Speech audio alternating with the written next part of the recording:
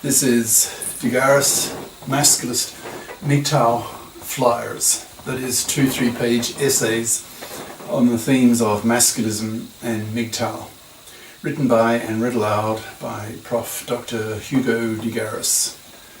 This is flyer number 313, entitled The Cultural Cocoon Lifestyle for MGTOW Monks. Description. This flyer describes the type of lifestyle that I'm currently living, that is, culturally isolated, the cultural cocoon, and as a MGTOW monk, that is, no women, doing sage, that is, intellectual thinker things, that totally engross me, giving me the peace of mind that everyone needs. Fire itself.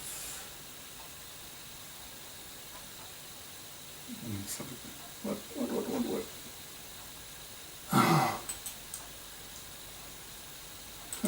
No. Surprises. I used the original Word file before I converted it to PDF.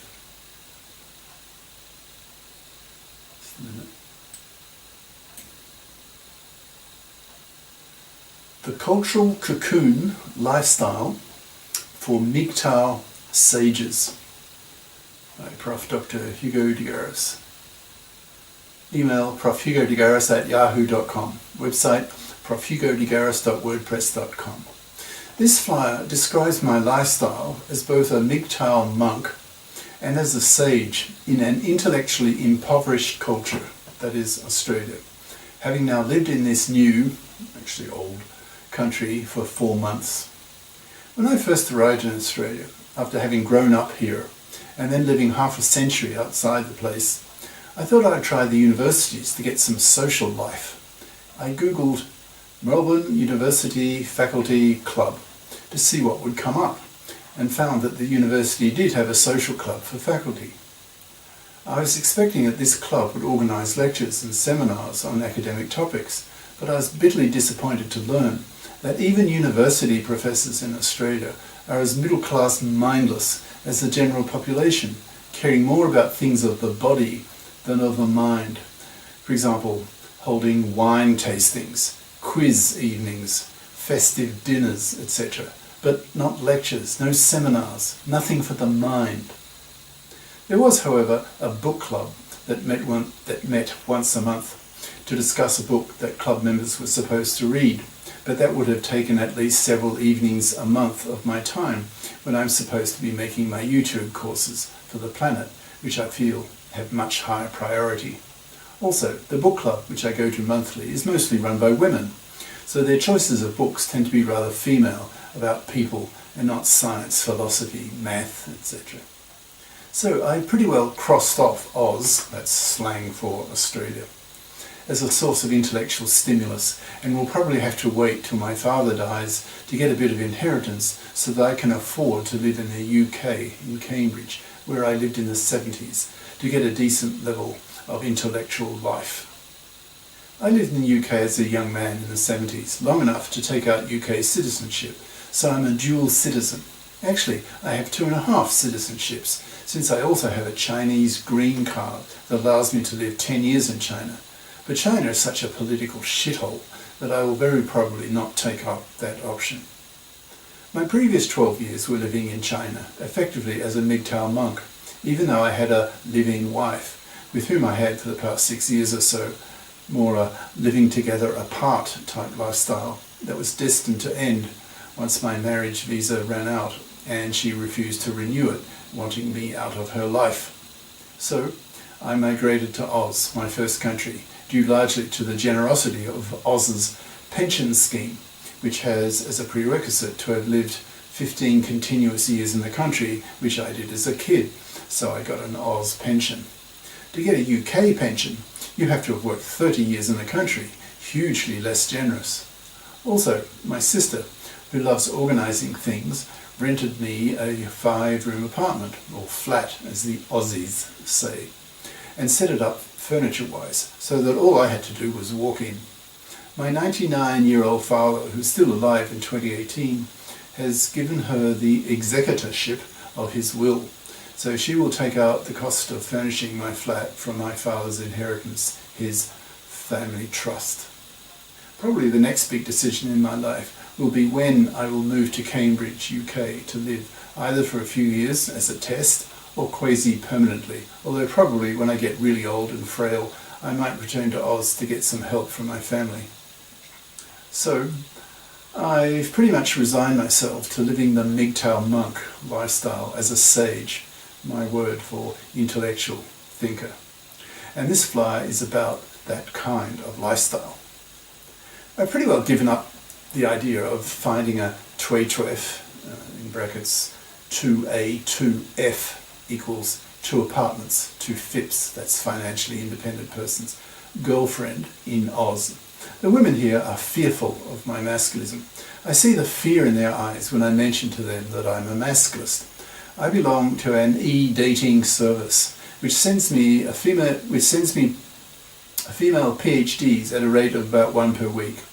But my brother tells me that in Melbourne, that's the city I'm living in, a city of some 5 million people, most PhD women are real feminists and are ideologically opposed to the idea of masculism. So there's a real mutual antagonism. So since I immediately cross off dumber women, that is bachelor degreed women, as too stupid for me, and send contact feelers to women with master's degrees, giving them the Masculist test, that is testing them to see whether they can accept my Masculist views by looking at my Masculist videos. Otherwise, bothering to get to know them before they learn about my Masculist ideas would be a waste of time, since the odds are very high that they will be abhorred by the idea that a man can be ideologically, intellectually, emotionally critical of most women, so that they then cut contact, thus wasting all that time and mental energy that I might have spent on them. So, whether I like it or not, in practice, I live a MGTOW lifestyle, that is, no women. I had one female dating partner for 2 months, but she turned out to be a real princess snowflake, expecting to be mollycoddled by me, watching how she crossed the road, helping her mount the trams, waiting for her tram to arrive before I parted from her, etc. She wanted that strongly, and I was repelled by its childishness, so we parted ways. Since I'm a sage and a MGTOW monk, I label myself as someone who lives the, quotes, cultural cocoon MGTOW sage lifestyle. I live effectively in a cultural cocoon, which differs little from the way I was living in China. I had a low opinion of the Chinese, with their mean-spirited, authoritarian personalities, their intellectual, uncreative poverty, having won a pathetic one Science Nobel Prize. In China, I lived on the internet. I bought myself there 2 large screen monitors of 23-inch and 28-inch, the latter being with 4K resolution. I've always been a night person, preferring the calm of the night, when my mind closes in on itself, utterly undistracted by the noises and distractions of the day, which makes me happy, totally preoccupied by my work, doing what I love doing by choice, and not for reasons of having to earn a living. Since I now have an Oz pension that covers my rent, food and utilities costs, I don't have to worry at all about money, and soonish I will start getting money from my father's family trust fund, so could afford to move to Cambridge, UK if I choose to. My lifestyle now in Oz differs little from what I had in China. I live alone, that is MGTOW monk style. I don't date due to the fact that the women here find masculism repulsive, and who want nothing to do with masculists, whom they find threatening. I suspect at a deep level most women want to have a man whom they give their vaginas to, who will protect them, whatever that means in the modern age. Certainly, having been a MGTOW and a Masculist for years, there's no way I'll pay for a woman. Such financial parasitism makes me spit on such women. I have absolutely nothing to do with such women, expecting them to rot on the shelf, utterly rejected by MGTOW and Masculist influenced men. To be a MGTOW sage, it pays to have a strong self-focus in your life, since that focus is the mainstay of your existence. You need to fill up your day, night, with something that fascinates you, absorbs you, gives you a sense of purpose, a sense of mission. To achieve happiness, the Buddhists preach it's necessary to vacate one's mind, to remove feelings of suffering that come from striving. My approach is just the opposite. I fill my mind with things that I find utterly engrossing, fascinating, enchanting, strongly challenging, that totally engage my mind. And once that happens, I automatically feel contented. To do this, I am a globicator, that is a global educator, that is a planetary educator, making YouTube and other video hosting sites lecture courses in master's and PhD level pure math, math physics and computer theory, so that students around the world can study these subjects for free, in capital letters. I also put up e-libraries, that's electronic libraries, of texts in these topics that contain full content whose links are provided by Google. I feel that this globication is hugely more significant and useful than when I was a classroom prof, teaching maybe 20-odd master's students in a classroom lecture course. By teaching the world, I have a potential audience of perhaps 1 million, although I have competition from other profs who provide YouTube lecture videos. In my case, the 125 or so courses I'm currently making over the next 3 decades, if I can live that long, being already in my 70s, I aim to provide a comprehensive, in capital letters, education in these 2 critical topics of pure math and math physics, so that intellectually elite students around the world whose IQs place them in the top percentile can teach themselves at their own pace and for free. It's a well-known saying that the best way to learn something is to have to teach it.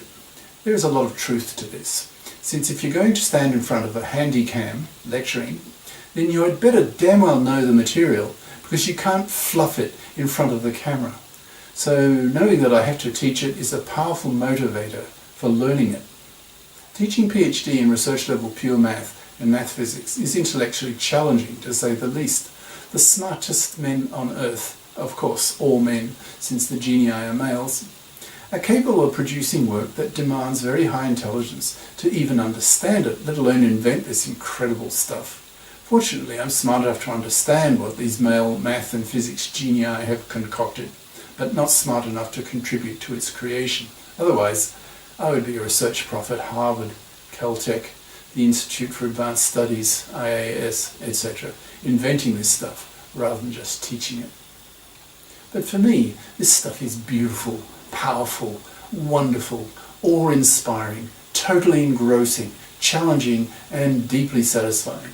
So it's a suitable focus for the MGTOW sage lifestyle, cutting myself off from the culture I live in, now Oz and previously China. China was a political shithole. Oz is a sageist shithole, that is, mindlessly anti-intellectual, that I will probably leave in a few years to take up residence, for a while at least, in Cambridge, UK, with its top university in the world, which shares place for the top slot regularly with Harvard University in the US. I lived 4 years in Cambridge in the 70s as a young man in my 20s, being a mathematics supervisor to Cambridge University undergraduates, while I was a grad student at a college in London. Those 4 years were the happiest of my life, so I may repeat the process as a MGTOW sage, but no longer live as a cultural cocooner as I do now, and did for 12 years in China. If it weren't for the internet, in the brackets, and my large 43-inch 4K Philips computer monitor, I would not be able to live in Oz nor China. The internet is a lifesaver for me. It gives me access to the world, to thinkers whom I admire and can listen to my heart's content. One of the advantages of Oz over China is the much faster internet speed that I have in Melbourne compared to the third world shithole speeds I had in China.